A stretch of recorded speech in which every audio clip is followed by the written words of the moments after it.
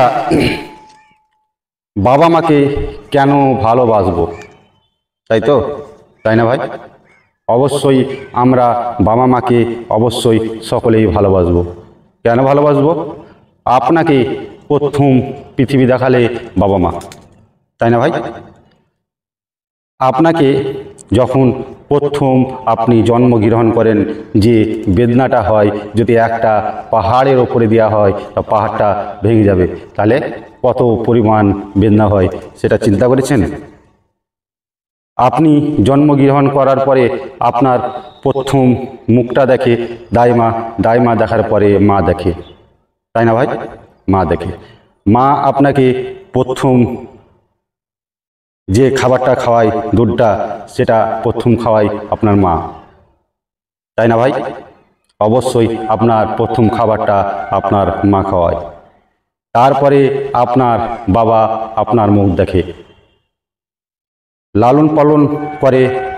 যেমন আপনি পেশাব পায়খানা সব কিছু করেন, সব কিছু মা কোনো দিন আপনাকে নোংরা করে না, সেটা সর্বসময় পরিষ্কার পরিচ্ছন্ন করে আপনাকে মানুষ করে।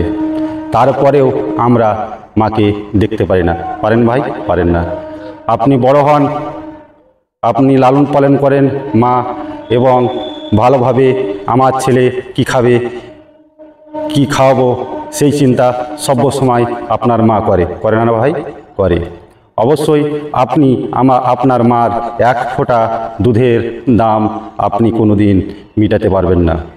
আপনি যদি শরীরের চামড়া কেটে আপনার মার পার জুতো করে দেন, তাও আপনি এক ফোঁটা দুধের দাম দিতে পারবেন না।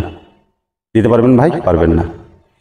অবশ্যই আপনার মা সর্বসময় চিন্তা করে যে আমার ছেলে কিভাবে ভালো থাকবে, করে না ভাই? করে। অবশ্যই আপনার একটু যদি জ্বর জ্বালা হয়, তাড়াতাড়ি আপনাকে ডাক্তার বাড়ি নিয়ে যায়, নিয়ে যায় না ভাই? নিয়ে যায়।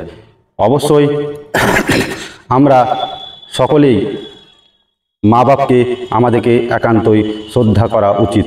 আমাদেরকে আল্লাহ অবশ্যই মাকে সবচেয়ে সম্মানী ব্যক্তি করেছেন, কিন্তু আমরা সকলেই আমরা মাকে সম্মান দিতে জানি না। অবশ্যই আমি পরের ভিডিও আপনাদেরকে আরও কথা বলবো।